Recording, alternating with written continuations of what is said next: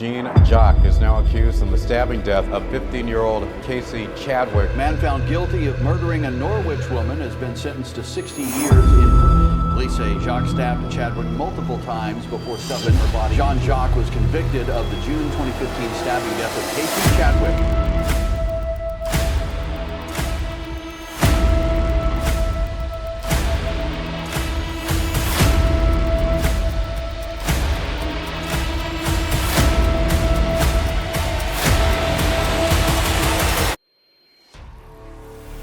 A young American woman is dead today because the United States could not get one man on a plane. That sounds crazy, right? But this is not a movie. This is a real case from Norwich, Connecticut. A man who shot people in the 1990s, a man who immigration tried to deport, a man Haiti refused to take back, was let go in a small town. And not long after, 25-year-old Casey Chadwick was found stuffed in a closet, stabbed again and again in her own apartment. Today in episode 3 of the Immigration Crime series, I am going to walk you through who Jacques was, who Casey was, what happened inside that apartment, why the US did not deport him even though he had a violent record, and what this case teaches immigrants, green card holders, and mixed status families about the very real risk when crime and immigration meet. I'll tell you this now, the most important part of this story is not the stabbing, is what the system did years before that made this possible. So stay with me to the end, because I'm going to be giving you simple, clear lessons that can protect your family or your future within the United States. So stay tuned.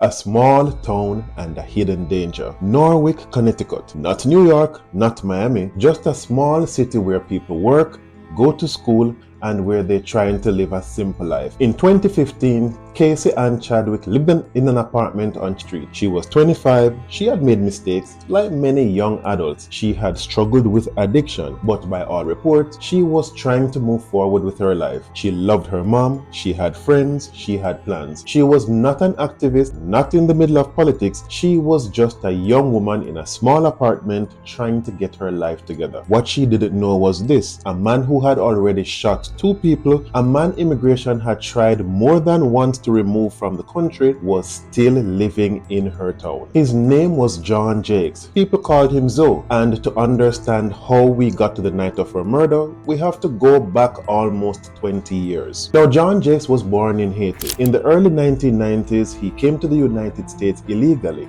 reportedly by boat. He ended up in Connecticut. By 1994, he was already involved in serious violence. According to court records and news reports, in 1994, he shot his ex-girlfriend, shot her new boyfriend. The boyfriend survived, but the girlfriend survived but was badly injured. In 1996, Jacques was convicted in Connecticut for attempted murder and weapons charges. He was sentenced to around 20 years in prison, of which he served around 15 to 17 years behind bars. Now, let's pause here. If a person who is not a US citizen commits attempted murder, goes to prison and gets out, what do most people expect? He should be deported, right? And that is exactly what US immigration officers tried to do. But this is where the system started to crack. When Jacques was nearing the end of his prison sentence, immigration authorities moved to deport him to Haiti. They had a man with a violent felony, a final order of removal, a clear legal reason to say, you can't stay here. But there was one big problem. To deport someone, the US needs their home country to accept them. You need travel documents, a passport, or special papers from that country. In Jacques' case, the US contacted Haiti, but Haiti said basically, we are not sure he is our citizen. They actually refused to issue travel documents for him. Now imagine this. You are the US immigration officer. You're holding a man who shot people. You have a court order to deport him, but the country where he comes from will not take him back. What do? There is a Supreme Court case called Zadvydas versus Davis. I'm not going to hit you with legal jargon. Here's the simple version. The US government is not allowed to lock someone up forever just because it cannot deport them. The court said after about 6 months, if there is no real chance of deporting someone soon, the government has to stop holding them and release them under supervision. That's what happened with John Jacques. Immigration says they held him for about 205 days after his prison time. They tried to get travel documents from Haiti, could not get Haiti to say yes, we will take him back, so they had to release him. So under that Supreme Court rule, they released him back into the community. Not with special tracking, back to Norwich, Connecticut. The same city where he had already shot 2 people. And that is where his path crossed with Casey. Let's move to June 14 and 15 of 2015. Casey had a boyfriend who was involved in drug dealings. He kept some of his drugs at her apartment, marijuana and crack cocaine. That is important because it is tied to the motive for the murder. According to trial evidence, on June 13, Casey and her boyfriend drove to Mystic, Connecticut. She bought around 4 ounces of marijuana from a friend of her brother. The drugs were stored back at her apartment. Later that night, Casey texted her boyfriend. She told him that Zoe, which is John Jacques, had stopped by the apartment.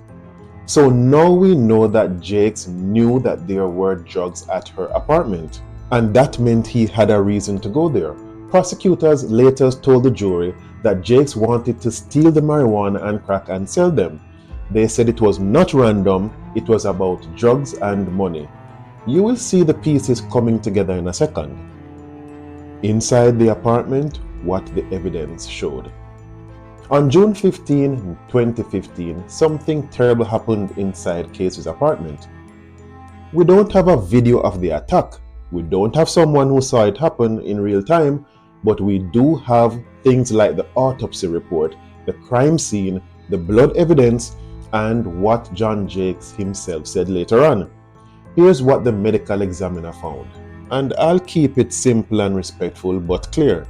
Casey died from many knife wounds to her head and to her neck. She had 4 deep stab wounds to her head and neck, 11 cuttings or slashing wounds to her head and neck, cuts on her fingers, arm and wrist, like she was trying to fight back and block the knife, and several blunt force injuries to her body. This was not one quick stab, this was a sustained, violent attack. After she was killed, her body was stuffed into a closet in her own apartment. When police finally came, they found a ransacked apartment, blood on the floor and on the surfaces, Casey's body in the closet. Someone had tried to kill, rob, and then hide what they had done.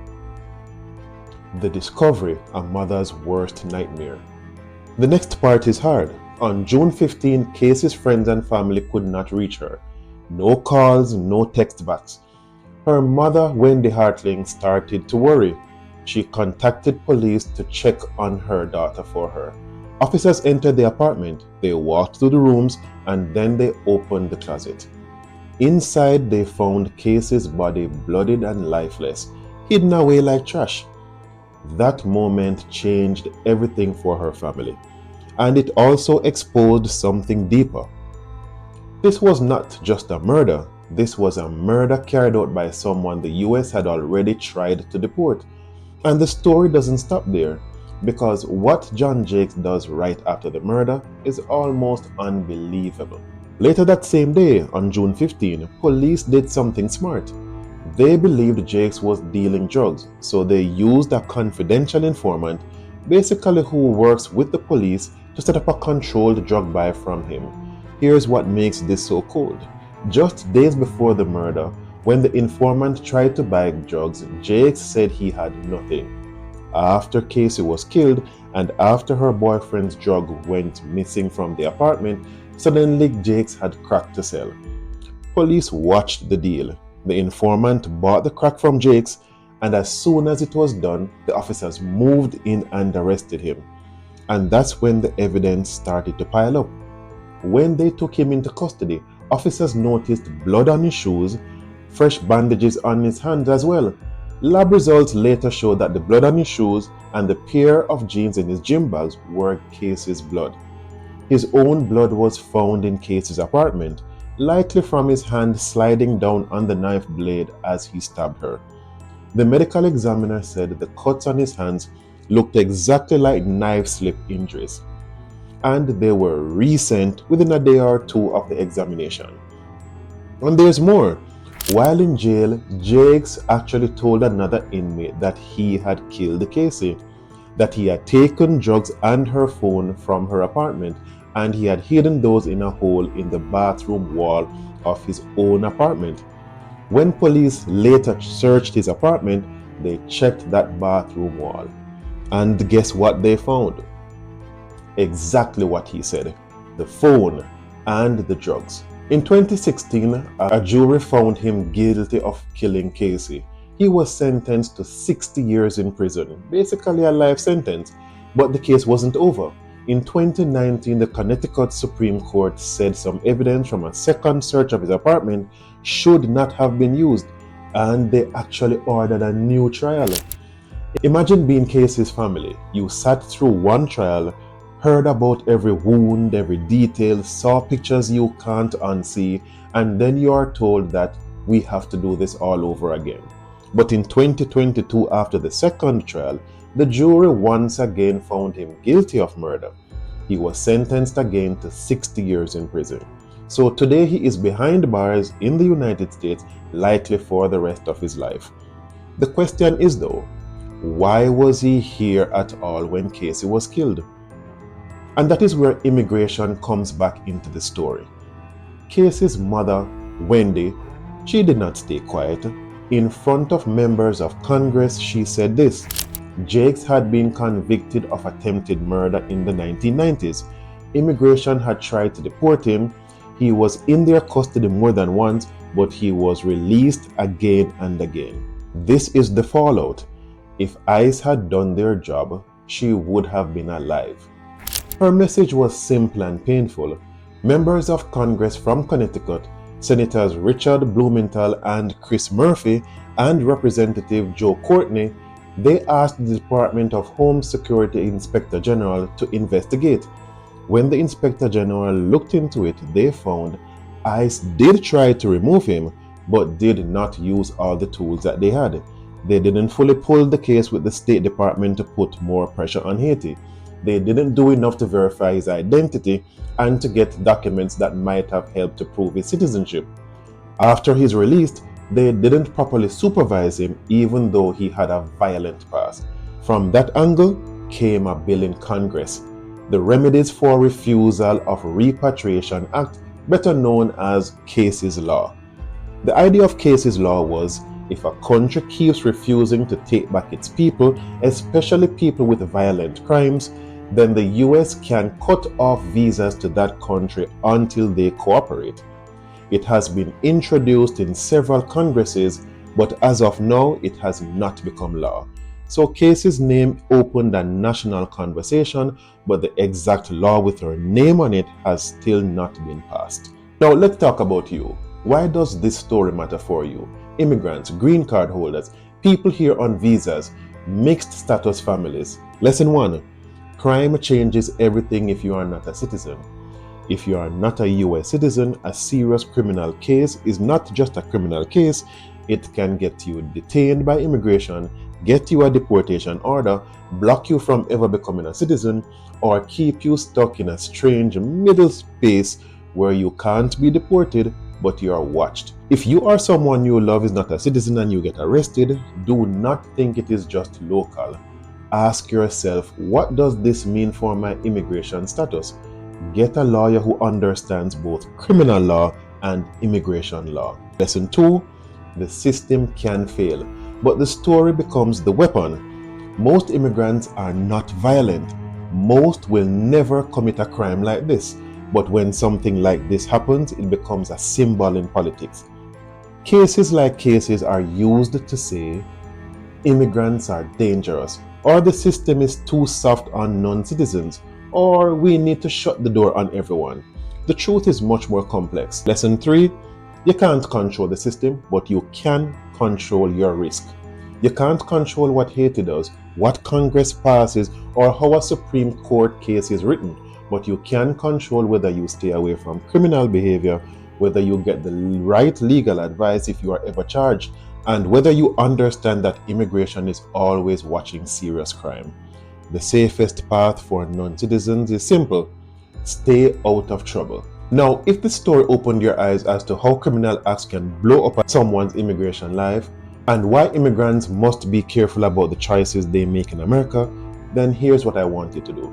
Hit like so that YouTube shows this to more people who need to hear it.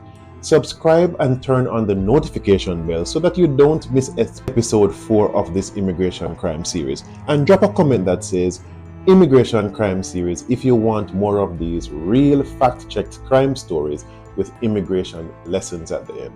In the next episode, we're going to look at another real case where someone lied on their immigration form for years, tried to hide a very dark past, and how it all came crashing down. Thank you for the privilege of your time. Thank you for watching, and see you in the next video.